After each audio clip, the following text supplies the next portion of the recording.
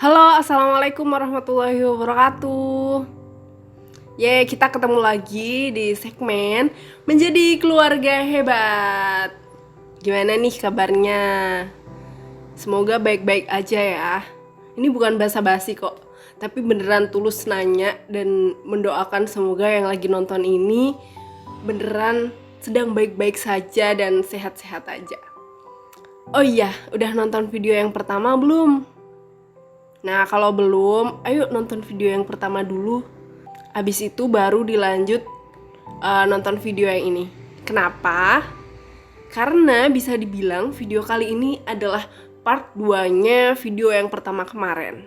Oke, kita review dikit ya. Kemarin di video pertama kita itu ngobrolin tentang apa sih kekerasan anak itu, terus apa jenis-jenisnya, dan gimana kalau misalnya kita itu menyaksikan atau mendapati sebuah kekerasan terjadi pada anak.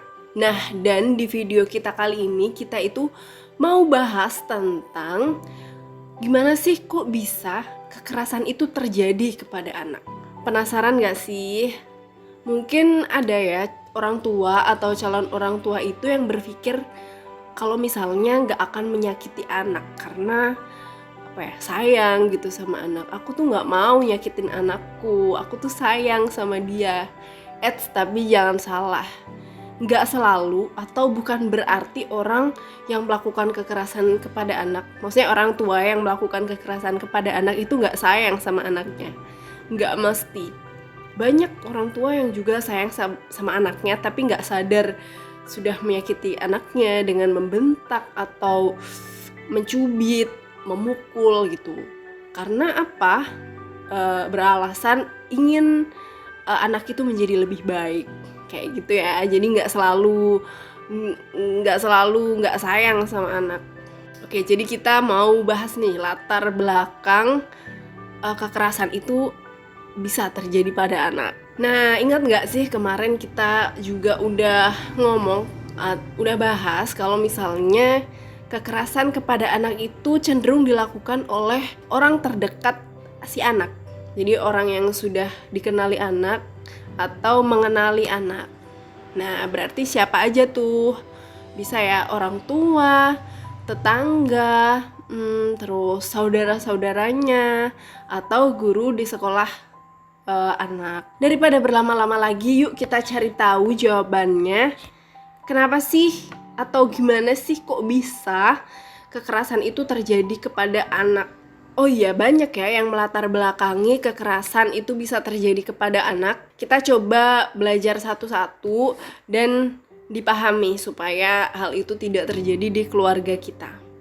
Yang pertama, ekspektasi dari orang tua itu terlalu tinggi.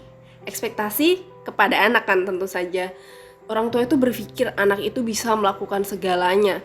Anak itu sangat pintar, anak itu harus sangat rajin, anak itu nggak boleh malas-malasan. Nah, kayak gitu ya. Jadi orang tua itu mengharapkan anaknya itu sangat baik. Anaknya misalnya nih, orang tua berekspektasi kalau anaknya itu sebenarnya bisa menjadi juara 1 di sekolahnya. Tapi kenyataannya anaknya itu bukan pintar di bagian akademik, tapi dia menyanyi dengan sangat baik atau dia jago di bidang olahraga kayak gitu. Jadi orang tua itu ekspektasinya tidak sesuai dengan kemampuan anak. Ini juga bisa melatar belakangi terjadinya kekerasan kepada anak. Ya nggak sih? Kalau misalnya anak itu kan ingin anaknya itu juara 1, terus jadinya orang tua itu menekan anaknya itu harus selalu belajar setiap hari, setiap malam, nggak boleh ada PR yang terlewat. Terus pokoknya ya anaknya itu harus ada tuh ngadep terus di depan buku. Nah, padahal anaknya itu passionnya tuh emang bukan di situ gitu. Jadinya anaknya kayak setengah hati gitu melakukannya. Tapi orang tua itu kayak neken terus. Nah, kalau anaknya nggak mau, nah orang tua bisa tuh melakukan kekerasan kepada anak, misalnya memarahi. Itu mungkin normal terjadi. Tapi kalau misalnya sudah sampai ke tahap memukul, terus kayak sampai nggak peduli sama anaknya, menghukum, nggak mau menafkahi, kayak gitu kan sudah mempengaruhi kepada fisik anak kalau misalnya mukul, dan berpengaruh juga terhadap psikologis anak. Nah, selanjutnya adalah trauma orang tua di masa kecil. Trauma orang tua di masa kecil itu karena orang tua juga diperlakukan keras terhadap orang tua sebelumnya. Jadi secara tidak sadar orang tua itu juga melakukan hal yang sama kepada anaknya sesuai dengan dia diperlakukan seperti itu di masa kecilnya. Akibatnya pola asuh atau parenting yang diterapkan kepada anaknya itu sesuai dengan apa yang dia contoh dari orang tuanya di masa lalu kayak gitu. Yang ketiga adalah gangguan emosi yang dimiliki oleh orang tua. Gak semua orang tua itu perfect, gak semua orang tua itu sempurna dan memiliki segalanya. Ada juga orang tua yang memiliki gangguan seperti kecemasan atau gangguan pada emosinya. Orang tua mengalami bipolar. Jadi orang tua itu harus saling bekerja sama ketika satu pasangannya tidak mampu untuk mengendalikan emosi. Maka pasangan yang satunya harus bisa mengimbangi. Kurang lebih seperti itu. Yang keempat adalah masalah keuangan yang dihadapi oleh orang tua. Nah, ini udah wajar banget ya terjadi di dalam sebuah keluarga, terjadi di dalam sebuah pernikahan. Maka dari itu, kalau bisa atau sebisa mungkin permasalahan di luar, permasalahan keuangan itu jangan sampai dilampiaskan atau disangkut pautkan dengan anak, karena bukan kapasitas dia atau kemampuan dia untuk menyelesaikan permasalahan orang tuanya.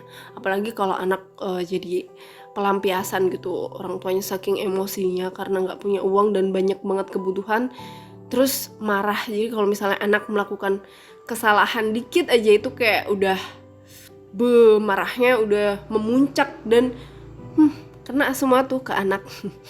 Terus yang selanjutnya adalah penyalahgunaan alkohol dan narkoba. Ini ya udah pasti banget kan bahayanya. Nah, ini pinter-pinternya seseorang dalam memilih pasangan.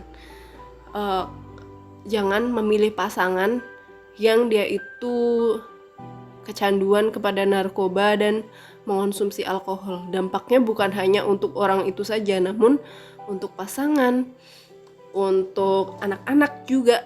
Kayak gitu. Jadi kalau misalnya ingin melindungi anak, ingin menyayangi anak, step pertamanya atau langkah pertamanya itu dimulai dari bagaimana kita dalam memilih pasangan. Selanjutnya adalah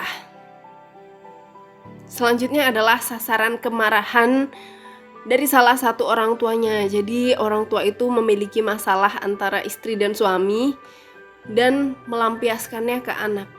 Jadi anak itu dijadikan wadah untuk membalas dendam karena kebencian terhadap pasangan. Nah, kemudian keterbatasan pendidikan dan agama dari orang tua. Jadi sebagai orang tua harus memiliki pendidikan yang baik dan pemahaman agama yang baik. Karena apa sih yang bisa mengontrol diri kita? Apa sih yang bisa mengendalikan diri kita kalau bukan dari kepercayaan kita, bukan dari pemahaman kita terhadap suatu hal? Gak ada lagi, karena orang lain itu gak bisa secara langsung menyuruh atau melarang kita untuk melakukan sesuatu. Jadi yang membentengi itu semua dari dalam diri kita, yang diperoleh dari pendidikan dan pemahaman terhadap agama. Oke, selanjutnya adalah pemahaman dari orang tua yang masih salah. Nah, orang tua itu menganggap anak itu memiliki kemampuan yang sama dengan orang dewasa. Menganggap bahwa anak kecil ini adalah miniatur orang dewasa. Anak itu dianggap bisa melakukan apa yang orang dewasa biasa lakukan. Kalau misalnya orang tua ingin anaknya memiliki pemahaman yang sama dengan orang tuanya, maka orang tua yang harus mengajarkan, iya nggak sih? Nah, selanjutnya adalah menganggap anak adalah hak milik orang tua. Jadi orang tua tuh berpikir, ini kan anak saya, jadi terserah saya dong mau mendidik dia seperti apa, mau mendidik dia dengan cara apa. Biasanya pemahaman seperti ini didapatkan karena anak itu memang bergantung terhadap orang tuanya. Bergantung dalam segala hal karena dia belum mampu untuk hidup sendiri. Nah, selanjutnya nih, dan terakhir, orang tua berhak melakukan apapun atas nama pendidikan, atas nama kedisiplinan, atas nama budaya, budi pekerti, dendam masa lalu, harapan dan obsesi dari orang tua. Gimana sih contohnya? Tadi seperti contoh di awal, orang tua itu ingin anaknya juara 1 di sekolah. Berdasarkan ya anak itu harus pinter, anak itu harus pendidikan yang tinggi. Nah, dengan dalih seperti itu, dengan alasan seperti itu, terus orang tua tuh terserah gitu mau memperlakukan anaknya seperti apa, yang penting anaknya disiplin, mau belajar kayak gitu. Nah, itu nggak boleh ya. Meskipun pendidikan penting untuk anak kita, untuk anak, namun aspek kasih sayang, terus pengertian dari orang tua, mengedepankan diskusi, mengedepankan musyawarah dengan anak. Ya, jadi kalau orang tua menginginkan sesuatu dari anaknya, pastikan itu bukan berdasarkan obsesi dari orang tua, tapi berdasarkan keinginan bersama, keinginan orang tua dan anak. Bukan satu arah dari orang tua aja yang ingin anaknya gimana, ingin anaknya bisa apa, kayak gitu. Nah, itu adalah cara untuk menjadi keluarga hebat. Ingat ya, ayah, bunda, atau calon orang tua, seorang anak itu tidak dapat memilih orang tuanya. Tidak dapat memilih di mana dia akan lahir, oleh siapa dia akan dilahirkan. Tapi anak itu sebenarnya adalah yang diinginkan oleh orang tuanya. Orang tua ingin memiliki seorang anak, ingin melahirkan seorang anak. Jadi anak itu adalah akibat dari adanya keinginan orang tua. Jadi tolong sayangilah anak Anda. Kekerasan yang diterima oleh anak secara fisik, mental, seksual, itu semua akan berbahaya kepada anak secara fisik maupun mental. Kalau kata Kak Seto, anak-anak itu ringkih fisik dan jiwanya. Kekerasan hanya akan membentuk jiwa yang memberontak, jiwa melawan. Jadi semakin keras bola itu dilemparkan, maka akan semakin keras pula dia memantul. Gitu ya. Kalau sekarang muncul pertanyaan, terus aku harus gimana nih? Aku gak pengen anakku itu